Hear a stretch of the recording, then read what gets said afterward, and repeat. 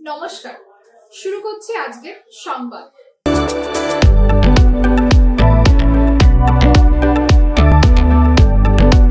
বর্ষা আসলে বৃক্ষরোপণের বিষয়টি নিয়ে সরকারি ও বেসরকারি পর্যায়ে নানান কর্মযোগ শুরু হয়ে যায়। দিকে দিকে বৃক্ষরোপণ উৎসব পালন করা হয়। তবে এই সমস্ত উপলক্ষকে বাদ দিয়ে যেসব মানুষরা পরিবেশকে সুরক্ষিত রাখার লক্ষ্যে সারা বছর ধরে বৃক্ষরোপণ করেন ও গাছকে বাঁচিয়ে তোলেন নিজেদের প্রচেষ্টায়, তারা অবশ্যই আমাদের কাছে আলাদাভাবে আলোচনার মানুষ। তাদের কথা এই কারণেই আমরা তুলে ধরতে চাই, কারণ বৃক্ষরোপণ এবং বৃক্ষকে বাঁচিয়ে রাখার যে প্রচেষ্টা, তার মধ্যে দিয়ে তারা এই সমাজকে ও এই সমাজবৃদ্ধ জীব হিসেবে মানুষকে প্রতি মুহূর্তে বেঁচে থাকার রসদ যোগাচ্ছে। আর তাদের মধ্যে অন্যতম একজন হলেন পূর্ব বর্ধমান জেলার ভান্ডারডিহি হাই স্কুল শিক্ষক কালিদাস মল্লিক। গাছের প্রতি তার ভালোবাসার কথা জানাতে গিয়ে কথায় কথায় তিনি যা বললেন, শুনে নেওয়া যাক তার মুখ থেকে। প্রতি বছরই বর্ষাকালে আমাদের বাংলার বুকে বৃক্ষরোপণ উৎসব পালন করা হয়।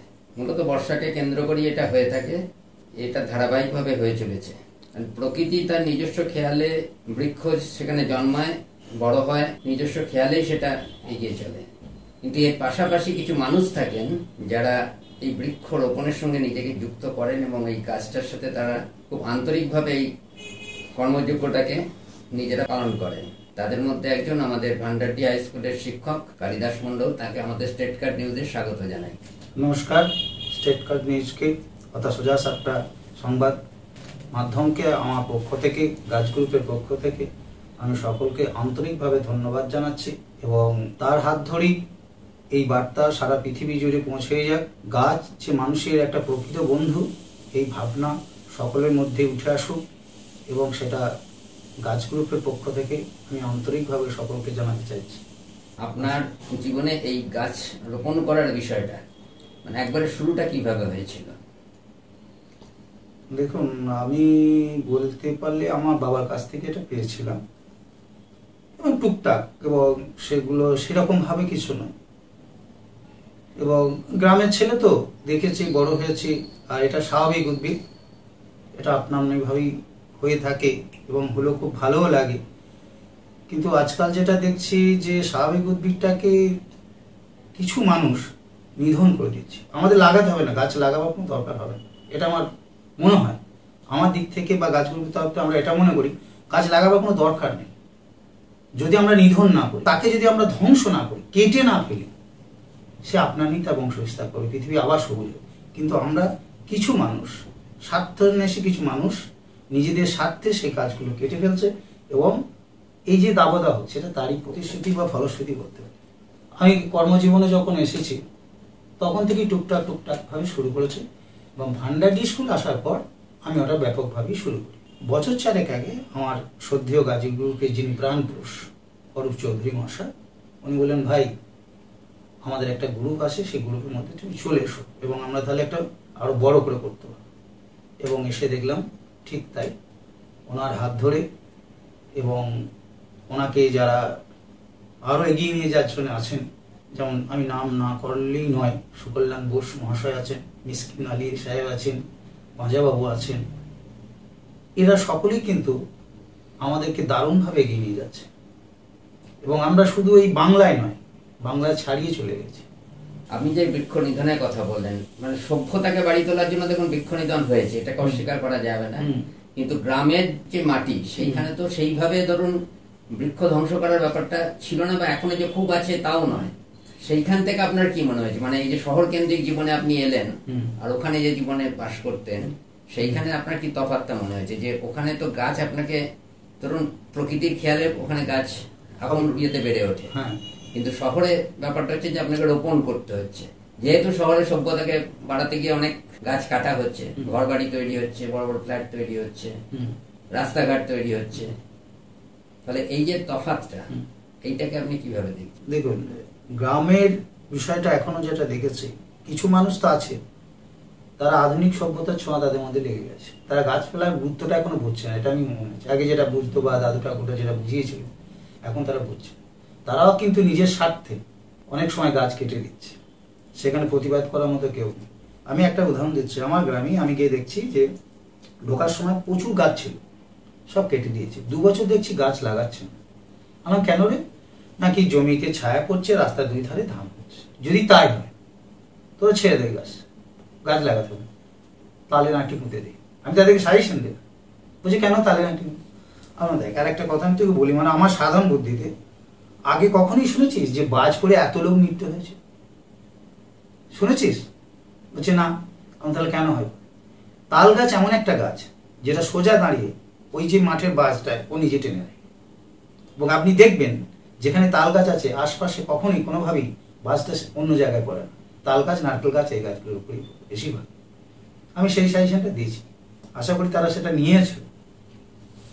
এবং ওই গাছগুলো সব কেটে উড়িয়ে দিয়েছে। আপনি বিশ্বাস করবেন না, গাছের ছায়া দেখলে মানে যেতে ইচ্ছা করতে গাছ, সেই রাস্তাটাই আছে, সেই গাছগুলোই নেই। তাহলে সভ্যতা তার ছোঁয়া লেগেছে বা তার স্বার্থের ব্যাপারটা ভাবতে শুরু করে দিয়েছে। বর্তমানে রাস্তায় আপনি সভ্যতা গড়ে উঠুক, সভ্যতাটা এইভাবে গড়ে উঠুক যেন গাছ থাকে, পাশাপাশি আমরাও থাকি। গাছটাকে নিধন করে আপনার এই মানে খাঁচা তৈরি করার কোনো সার্থকতা নেই। ওই খাঁচায় পড়ে থাকবে পাখি, আর একটা থাকবে না। আমার তো মনে হয় কলকাতার থেকে বর্ধমানে গাছ নেই। শুধু যদি আপনি গোলাপবাগ ক্যাম্পাস ছাড়া বর্ধমান শহরে কোথায় গাছ আছে আমি দেখা, কিন্তু কলকাতায় আমি রাস্তায় রাস্তায় গাছ দেখতে পাই, কিন্তু এখানে দেখতে পাই। সভ্যতাটা এইভাবে গড়ে উঠবে। কিন্তু গাছকে রক্ষা করার ব্যাপারে আগ্রহটা কিন্তু সেইভাবে পরবর্তীকালে দেখা যায় না। এক্ষেত্রে কি করা উচিত বলে আপনি মনে করেন? আমাদের প্রথম শর্ত হচ্ছে আগে ঘেরা জায়গা। আমরা পরিদর্শনে যাই, সরকার এবার প্রায় 10 লক্ষ গাছের একটা প্রজেক্ট নিয়েছেন যে লাগাতেই হবে গাছ। গাছ লাগাবে, সেই গাছ যে থাকবে কিনা তারপরে কিন্তু আর দেখভাল করার লোক থাকে না। লাগায়, সরকার লাগায় না না, কিন্তু তারপরে যে স্টেজটা, যেই গাছটা অন্তপক্ষে একটা মানুষ সমান তুলে দিয়ে তারপর তার একটা ইয়ে করে, ঠিক আছে তো, মানে ব্যবস্থা করা যে গাছটা যতদিন না বড় হচ্ছে একজনকে লিজ দিয়ে দিতে হবে, যে 2 বছর ধরে তুমি এই গাছগুলো দেখাশোনা করবে, তার জন্য তোমাকে পারিশ্রমিক দিতে হবে। ওই গাছের যে টাকা আসছে বা যা আসছে ওইখান থেকেই কমিটি, তাতে 10 লাখের থেকে 1 লাখ গাছ হোক, কোনো আপত্তি নেই। এইটা করুক আগে। এই ভাবনাটা কিন্তু সরকারকে আগে ভাবতে হবে যে আমি 10টা লাগাই, কিন্তু আমি 10টার মধ্যে যেন 10টায় বাঁচিয়ে রাখতে পারি, সেই রকম ব্যবস্থা করব। এই ব্যাপারে নবীন প্রজন্মকে সচেতন করাটা কিভাবে সম্ভব আপনার মনে হয়? নবীন প্রজন্ম আছে বলেই তো আমরা আরো এগিয়ে দিতে পারছি। ধরুন আমি একটা স্কুল আছে, সেখানে শত শত ছেলে মেয়ে আছে এবং তাদেরকে নিয়মিতভাবে এটা পাঠ দেওয়া হয়, আমি দিই অন্তপক্ষে। এবং তারা দেখছে চোখের সামনে যে স্যার 10:30টায় ঢোকেন, 4:30টায় যখন বেরোন, ওই শুধু গাছ নিয়ে আর ওই ক্লাস নিয়ে ব্যস্ত থাকে। তাদেরকে বলি এবং খবর নিই তোদের বাড়িতে কটা গাছ আছে, কি গাছ লাগবে বল। এইটুকু আজকেও বললাম, আমি বললাম আজকে কি গাছ, তো কি গাছ দরকার বলবে, সে আমার একটা আম গাছ। আর নিশ্চিত পারি, কারণ সে আমার একটা গাছ বড় করে রেখেছে এবং সেই গাছটার নাম দিতে বলেছি, বল আমার গাছ। আমরা এমন একটা জায়গায় বাস করছি, তরুণ প্রজন্ম এগিয়ে আসবি, কারণ আমরা মানে শিক্ষকদের কথা বলছে আমাদের, এবং অন্যান্যরাও পারেন, আমাদের সরকারও পারেন তরুণ প্রজন্মকে এই বিষয়ে কাজে লাগে। একটা জিনিস লক্ষ্য করা যাচ্ছে যে এই গাছ রোপণের ক্ষেত্রে শহর ও গ্রাম ও বিভিন্ন বিদ্যালয়ের একটা উদ্যোগ রয়েছে। কারণ বিদ্যালয়ে ধরুন একটা প্রতিষ্ঠান হিসেবে যদি ধরি, সেই উদ্যোগটা বিদ্যালয়ের যেমন রয়েছে, ঠিক একইভাবে যদি অন্যান্য সরকারি বা বেসরকারি প্রতিষ্ঠান এই জায়গাটায় আরো উদ্যোগী হয়, তাহলে কি ভালো হয় না? একদম একদম, আমরা অনুরোধ করছি তো এখান থেকে, সোজা সাপটা চ্যানেল থেকে আমি অনুরোধ করছি সকলকে, জাতি ধর্ম নির্বিশেষে সরকারি বেসরকারি যারা প্রতিষ্ঠান আছেন তারা অন্তপক্ষে এই শর্ত নেই যে 2টো করে গাছ আমরা লাগাবো, সেটা নিজের বাড়িতে হোক, নিজের স্কুলে হোক, রাস্তায় হোক, কিন্তু বড় করতে হয়। ওই লাগিয়ে দিলাম দিয়ে আপনার এই যে স্টুডিওর সামনে ফটো দিয়ে দিলাম, দিয়ে গাছ কোথায় চলে গেল তার খবর নেই, গাছটাই লাগে, সেটা করলে কিন্তু এই কাজে কোনো সার্থকতা পাওয়া যাবে না। এখনো পর্যন্ত কত গাছ আপনার হাত দিয়ে ইয়ে করা হয়েছে? আমি 7,000 মেহগনি দিয়েছি, আর আমি নিজে কিন্তু মানে কাঁঠাল, আম আর জাম এই সময়টা 300 মতো নিজের হাতে তৈরি করি। এবারেই আমাদের প্রজেক্টে 10,000 গাছের ব্যাপার আছে, গাছগুলো এই বর্ষা। আচ্ছা, খণ্ডবন করার ক্ষেত্রে আপনারা যে উদ্যোগ নিয়েছেন গাছ গ্রুপের পক্ষ থেকে, বেশ কিছু খণ্ডবন হয়েছে, কিন্তু এগুলোর কি সেইভাবে সুরক্ষিত আছে? একদম, আপনাকে তো বললাম গাছ গ্রুপ এমন একটা গ্রুপ যারা শুধু গাছ লাগিয়ে ক্ষান্ত থাকে না, তারা সেই গাছটা বেড়েছে কিনা, মরে গেল কিনা, ওইখানে আবার একটা গাছ তৈরি করার তার ঘেরাটা এখনো ঠিক আছে কিনা, এটা মানে আমরা মানে দলে দলে বিভক্ত হয়ে বিভিন্ন খণ্ডবনে ছুটে যাই রবিবার করে। মানুষের সচেতনতা, সরকারের প্রচেষ্টা, এটার মধ্যে পুরো উদ্যোগটাকে নিয়ে আসে সম্ভব, পুরোটা মানে কাজটাকে এগিয়ে নিয়ে যাওয়া সম্ভব? আমাদের পক্ষে সম্ভব কিনা জানি না, সমাজে আমূল পরিবর্তন ঘটে গেছে এবং আমার তো মনে হচ্ছে বিশেষ করে যুব সম্প্রদায় এই মোবাইলের দৌলতে ঘরকুনো হয়ে গেছে। আমার এই ভাবনাটা তাদের কাছে কতটা যাচ্ছে এটা আমাদের আজকে খুব দুঃখের বিষয় হয়ে দাঁড়িয়েছে। সমাজে আমূল পরিবর্তন ঘটে গেছে। যদি আগেকার আপনাদের সময় বা আমাদের সময় চিত্রটা থাকতো, দেখতে এটা তত্তর করে এগিয়ে যেত এই জিনিসগুলো। গাছটা নিয়ে গিয়ে হয়তো বাড়িতে রেখে দিল, লাগাতে হবে তার হয়তো মনেই নেয় না, তো দেখবে ওই মোবাইলের দৌলতে বলবে। সরকারি স্তরে যে উদ্যোগটা নেওয়া হয় সাধারণত দেখা যায় যে ওটা ত্রিস্তর পঞ্চায়েত ব্যবস্থার মধ্যে দিয়ে গ্রামে, আর শহরের ক্ষেত্রে পৌরসভা বা আদার্স যে সমস্ত সরকারি প্রতিষ্ঠান আছে তার মাধ্যমে এই বৃক্ষরোপণ কাজটা হয়। তো এই উদ্যোগগুলোর মধ্যে আপনার কি মনে হয়, মানে কোথাও কি কোনো ফাঁক আছে বলে মনে হয়? ফাঁক, আমি সরকারের ফাঁক তো বলতে পারবো না, আমি সরকারের ফাঁক ভাঙতে বলতে পারবো না।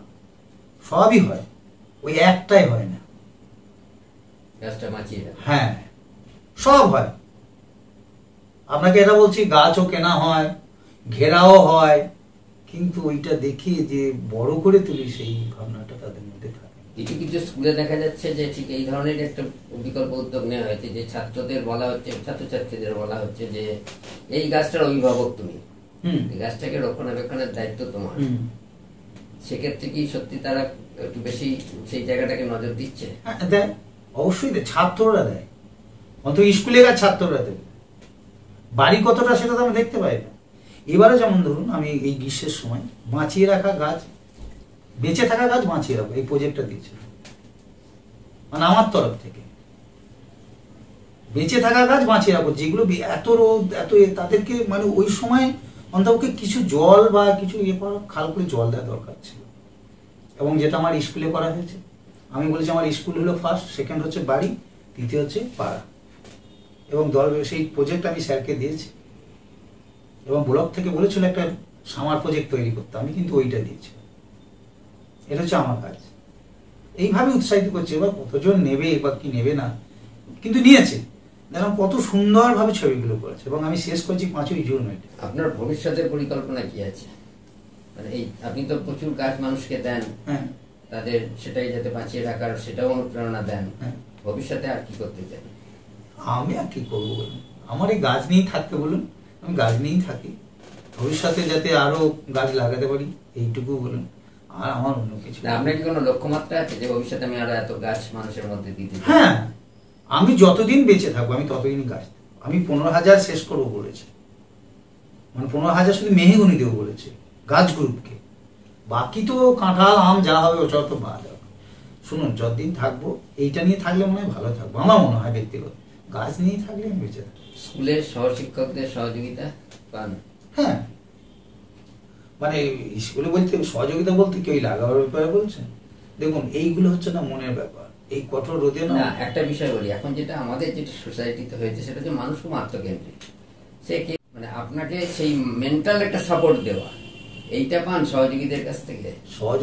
আমি সহযোগী বলতে বলছি সহকর্মীদের। হ্যাঁ, সহকর্মীদের কাছ থেকে আছে, আমার হেড স্যারের কাছ থেকে আমি খুব, এবং উনি আমাকে সবসময় সাবধান। উনি নিজে হয়তো লাগান না, কিন্তু আমাকে এই বিষয়ে প্রচুর হেল্প করে। কি নাম আপনার? শঙ্কর চক্রবর্তী মাস্টার। মার কাছ থেকে এই ব্যাপারে সহযোগিতা পেয়েছে? মা অতটা নয়, মা আছে না, মা কিন্তু এই শাকসবজিতে আমার ভক্ত খুব, মানে বাড়িতে। হ্যাঁ, ওগুলো আছে, ওগুলো মায়ের আছে, ওগুলো বলে না। বাবার আলাদা একটা মানে শৌখিনতা ছিল গাছপালা, মানে ফুল, বড় গাছ, ফল গাছ। এবং আমি দেখছি আমার আশপাশে সবাই কিন্তু এবার সেই টুকটাক টুকটাক করে লাগিয়েছে, দেখে শুনে। এই যে একটা উৎসাহ, এটাই একটা কিন্তু মাধ্যম, এটা জানেন তো, এটা একটা মাধ্যম। ওই যে আমার মানে যখন 17টা শুধু স্থলপদ্ম আছে গাছ, এই 17টা স্থলপদ্ম যখন ফোটে আপনি ভাবতে পারবেন না, এক ঝুড়ি করে ফুল।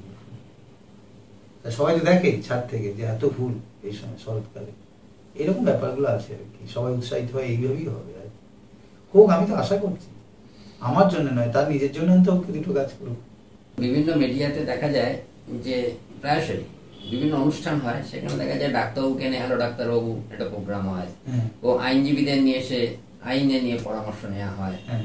কেউ খেলোয়াড়দের নিয়ে এসে খেলোয়াড়ের ভবিষ্যতে কিভাবে খেলোয়াড়দের অনুপ্রাণিত করা যায়, আরো নতুন খেলোয়াড় তৈরি করা যায়, এই নিয়ে হয়। কিন্তু সাধারণত এই যে কাজটা আপনারা যে কাজ করছেন, এই কাজ নিয়ে আমরা সাধারণত দেখি যে মিডিয়াতে খুব বেশি আপনাদের মতো মানুষকে নিয়ে এসে কথা বলা। কারণ এই যে এত কিছু হচ্ছে, সবই তো কিন্তু মানুষ বেঁচে আছে ওই অক্সিজেনটা পাচ্ছে বলে। হ্যাঁ, গাছ থেকে তো এটাই তো, গাছ তো আমাদের এটাই মেন সাপ্লাই দিয়ে যাচ্ছে একদম যুগ যুগ ধরে। একদম। তাহলে আমি খেলোয়াড়ই হই, ডাক্তারই হই, ইঞ্জিনিয়ারই হই, ব্যারিস্টারই হই, আমি বেঁচে আছি কিন্তু সেই ওই গাছটার থেকে কিছু প্রাপ্তির জন্যই বেঁচে আছি। তো এই সম্পর্কে আপনার সোসাইটিকে কি বার্তা বলেন? এটা আপনাকে শেষ করছি যে আপনার সমাজের কাছে কি বার্তা বলেন? এই সংবাদ মাধ্যমগুলো এইটার দিকে গুরুত্ব দিচ্ছে না। এটা এই নয় যে আমরা কিছু মানুষ থেমে থাকবো এটা নিয়ে। যারা নিজেদের রুজি রোজগারই হোক, পপুলারিটি হোক, জনপ্রিয়তাই হোক, যার জন্যই করে থাকুক, উকিল, ডাক্তার, একটা জায়গায় কিন্তু টিকিটা বাঁধা। নিশ্চয়ই এবারের গরমটা বুঝিয়ে দিয়েছে সবাইকে যে টিকিটা বাঁধা আছে একটা জায়গায়, সেই জায়গা থেকে সরে যাচ্ছে মানুষ। এটা কিন্তু খুব ভয়ানক বিপদের দিকে নিয়ে যাচ্ছে। আমি অনুরোধ করছি, জাতি ধর্ম নির্বিশেষে যারা যে পদে আছেন, আপনারা না করলে অন্তত উৎসাহ দেন, গাছ গ্রুপের মতো গ্রুপ করুন। এই জায়গাটা আমি বার্তা দিচ্ছি যে আপনারা হয়তো লাগাতে পারছেন না, আপনারা অনেকে বয়স্ক, কিন্তু উৎসাহটা দিতে তো বা তাকে ধন্যবাদ দিতে তো আপনাদের মুখের কথা, সেগুলো ধন্যবাদ দিতে তো কোনো বাধা নেই, বা তাদেরকে উৎসাহ দিতে তো বাধা নেই। উৎসাহ দিন এবং একটু নজর দিন। হয়তো আমরা বেঁচে গেলাম, কিন্তু পরবর্তী প্রজন্ম কিন্তু শেষ হবে পৃথিবী। আপনাদেরকে ধন্যবাদ জানাই যে আমাদের মতো একটা গ্রুপকে এই নিয়ে একটা অনুষ্ঠান করছেন। তাই আন্তরিক দিক থেকে আপনাদের কাছে আমরা অন্যান্যদের থেকে শ্রদ্ধেয় বলে মনে করি। ধন্যবাদ আপনাকে আমাদের এখানে এসে সময় দেওয়ার জন্য। আপনার কাজ এগিয়ে চলুক। ধন্যবাদ। অনেক বৃক্ষরোপণ করুন, বৃক্ষকে বাড়িয়ে তুলুন। আমারও অনুরোধ, আপনারাও আসুন, আমাদের সঙ্গে আসুন, থাকুন। আপনাদের যদি কোনো সুযোগ সুবিধা থাকে আমাদের বলুন, আমরা সেখানে লাগিয়ে দিয়ে যাবো কাজ। যারা মিডিয়া আছেন, যারা অন্যান্য অনুষ্ঠান করছেন, অন্তত এই অনুষ্ঠান করে জনগণের কাছে বার্তা দিন, মানুষের কাছে আপনাদের মতো আরো মিডিয়াগুলো বার্তা দিন যে এছাড়া বাঁচার কোনো কিন্তু আর উপায় নেই। এই ভাবনাটা যেন আসুক। আপনাদেরকে ধন্যবাদ জানাচ্ছি আপনাদের এই অনুষ্ঠানের জন্য গাছ গ্রুপের তরফ থেকে। নমস্কার সকলকে। আমি কালিদাস মল্লিক, ভান্ডারডি পিবি বিদ্যা মন্দিরের ইতিহাসের শিক্ষক। নমস্কার।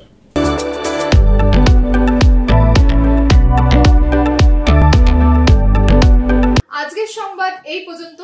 নমস্কার।